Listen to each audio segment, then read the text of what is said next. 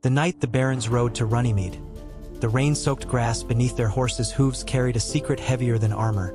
because what was about to be forced from a king was not land or gold, but a confession that power, once unleashed, must be chained if human beings are to remain free. And from that tense standoff in 1215, with King John's knuckles white around a quill, stretches a long, blood-stained, candlelit corridor of history, where men and women repeatedly learned,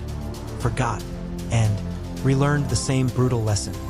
Unchecked government does not merely rule, it devours, and the struggle to limit its appetite has shaped civilizations as profoundly as war or faith. Yet this story does not begin in medieval England, but much earlier, in the dust of ancient city-states where the first rulers discovered that authority, like fire, could warm a society or burn it to ash, and where citizens slowly realized that survival demanded rules not only for the governed, but for the governors themselves. In ancient Mesopotamia, when Hammurabi carved his laws into stone, the significance was not merely that there were laws, but that they were visible, fixed, and proclaimed as binding even upon the king's own officials, an early recognition that justice must stand outside the whims of a ruler. Centuries later in Athens, where democracy flickered into existence like a fragile flame, citizens learned through bitter experience that popular power could be as tyrannical as monarchy, leading them to invent institutions like juries, ostracism, and written constitutions to restrain both leaders and the masses, while philosophers like Aristotle warned that law must govern not men, or else freedom would rot into chaos. Rome then took this idea and forged it into steel, building a republic on magistrates checked by other magistrates, consuls constrained by senates, and all bound by a complex web of tradition and law. Yet even Rome's elaborate limits could not withstand ambition, as generals learned to bend institutions to their will, culminating in the rise of emperors who claimed absolute authority while still pretending to respect republican forms, a masquerade that revealed a haunting truth. Limitations on power must be real, not symbolic, or they become tools of oppression themselves. As Rome fell and Europe fragmented, kings rose claiming divine sanction, asserting that their authority flowed directly from God, and for centuries this idea smothered resistance. Yet even in the darkest feudal halls, the notion that rulers could be bound by law never fully died, surviving in charters, customary rights, and the stubborn memory of communities unwilling to be treated as property. This tension exploded in England when barons, enraged by King John's arbitrary taxes, imprisonments, and humiliating military failures, forced him to seal the Magna Carta, a document that spoke in the language of feudal privilege yet carried a revolutionary heartbeat, declaring that the king himself was subject to the law, that justice could not be sold or denied, and that certain rights were beyond royal reach, a moment often romanticized but in truth fragile and incomplete, repeatedly violated and reissued, yet powerful precisely because it planted an idea that could not be uprooted, that government exists within limits, not above them. From this seed grew centuries of struggle, as English monarchs pushed and Parliament pushed back, each crisis sharpening the boundaries of authority, until the 17th century erupted into civil war, when Charles I's insistence on ruling without Parliament, raising taxes at will, and imprisoning critics without trial convinced many that liberty itself was at stake. The execution of a king was a shock that echoed across Europe, a terrifying demonstration that rulers could be held accountable. Yet the chaos that followed under Cromwell also revealed how easily revolutionary power could become tyrannical, reinforcing the paradox that limiting government requires both resistance and restraint. When monarchy was restored and then again challenged in the Glorious Revolution of 1688, England finally enshrined limits in law, with the Bill of Rights asserting parliamentary supremacy, regular elections, and protections against cruel punishment, not as abstract philosophy, but as hard-won defenses against remembered abuses. Across the Channel, Enlightenment thinkers watched these events with burning curiosity, dissecting history to understand why governments failed their people, and from their pens flowed ideas that would remake the world. As John Locke argued that legitimate power arises from the consent of the governed and exists solely to protect life, liberty, and property, warning that when government exceeds these bounds, resistance becomes not rebellion, but duty, while Montesquieu studied the machinery of states and concluded that liberty survives only when power is divided, checked, and balanced, so that ambition counters ambition and no single hand can grasp total control.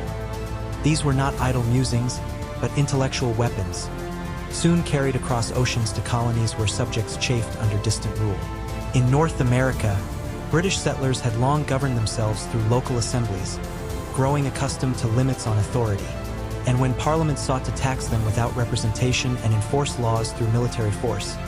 the conflict was framed not merely as economic grievance, but as a fundamental violation of constitutional principles, leading revolutionaries to declare that governments are instituted to secure rights and derive their just powers from the consent of the governed. A radical claim that transformed limitation from tradition into universal doctrine.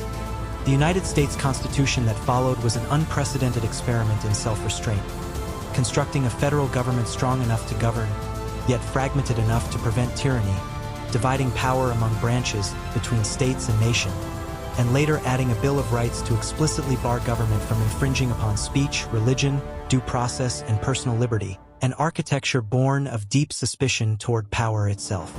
Yet even as one revolution succeeded, another unfolded in France with far more violent consequences, as centuries of absolutism collapsed under the weight of inequality and debt, and revolutionaries proclaimed the rights of man, insisting that sovereignty resided in the nation, not the king. But lacking stable institutions to contain this power, the revolution spiraled into terror, as committees claimed extraordinary authority to defend liberty by suspending it, executing thousands in the name of the people, a chilling demonstration that limiting government is not merely about overthrowing rulers, but about building durable constraints that survive fear and fervor. Napoleon's rise from this chaos, cloaked in legal reforms yet crowned as emperor, underscored again how easily promises of order can justify concentrated power. The 19th century became an age of constitutionalism, as nations from Latin America to Europe drafted charters, abolished absolute monarchy, and proclaimed rights, often inspired by liberal ideals yet constantly tested by internal division, economic upheaval, and the lure of strongman rule, while movements to expand suffrage forced governments to confront a new question: how to limit power when it is exercised in the name of the majority, leading thinkers like John Stuart Mill to warn against the tyranny of the majority and argue for protections of individual freedom even against democratic authority. Meanwhile, courts emerged as crucial guardians of limits, interpreting constitutions and striking down laws that exceeded governmental bounds, transforming abstract principles into enforceable realities. The 20th century then delivered the most devastating proof of what happens when limitations fail, as totalitarian regimes arose promising efficiency, unity, and national greatness, only to unleash surveillance, repression, and mass murder on an industrial scale, whether under fascist dictators who crushed dissent and subordinated law to the leader's will, or under communist states where party authority permeated every aspect of life, erasing boundaries between public and private, state and soul. The horrors of World War and genocide shattered any lingering illusions that benevolent power could be trusted without restraint, prompting a renewed global commitment to limits, seen in the creation of written constitutions, independent judiciaries, international human rights declarations, and institutions designed to bind governments through law, not merely moral appeal. After 1945, the idea that state power must be constrained became a central pillar of international order, as nations pledged to uphold freedoms of expression, belief, and association, to prohibit torture and arbitrary detention, and to recognize that sovereignty does not excuse abuse. Yet the Cold War revealed how fragile these commitments were,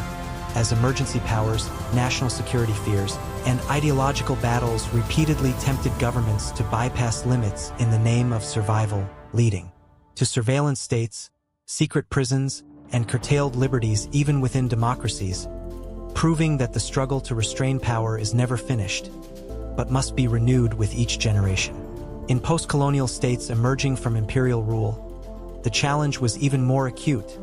as leaders inherited centralized authority structures designed for control rather than consent.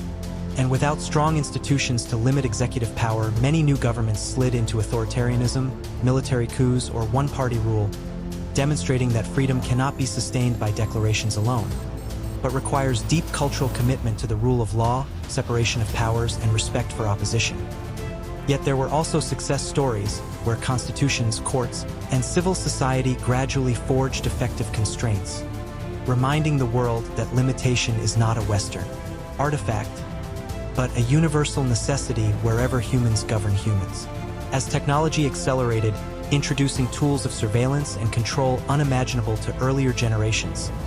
the question of limiting government took on new urgency. As databases, algorithms, and digital monitoring offered states unprecedented insight into citizens' lives, blurring the line between security and intrusion, while emergencies, from terrorism to pandemics, revived debates over how much power governments should wield in crises, and how quickly those powers must recede, echoing ancient warnings that temporary authority often seeks permanence.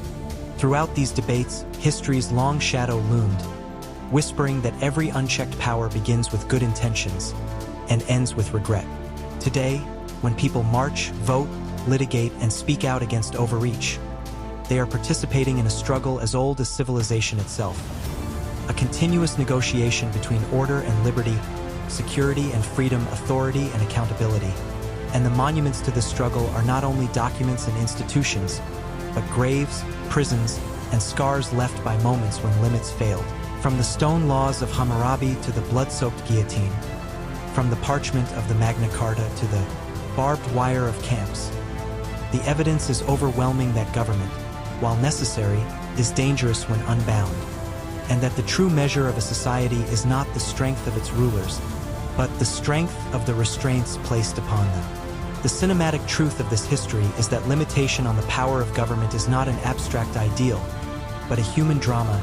driven by fear, hope, ambition, and courage, where ordinary people repeatedly stand before authority and demand, sometimes quietly, sometimes with thunderous defiance, that it justify itself, that it obey the rules it enforces, that it remember it is a servant, not a master. And as the camera pulls back across centuries of struggle, one realization becomes unavoidable. Freedom has never been granted generously from above. It has always been carved from power's grip by those who understood that without limits, government ceases to be a shield and becomes a weapon. And the moment societies forget this, history is waiting patient and unforgiving to teach the lesson again.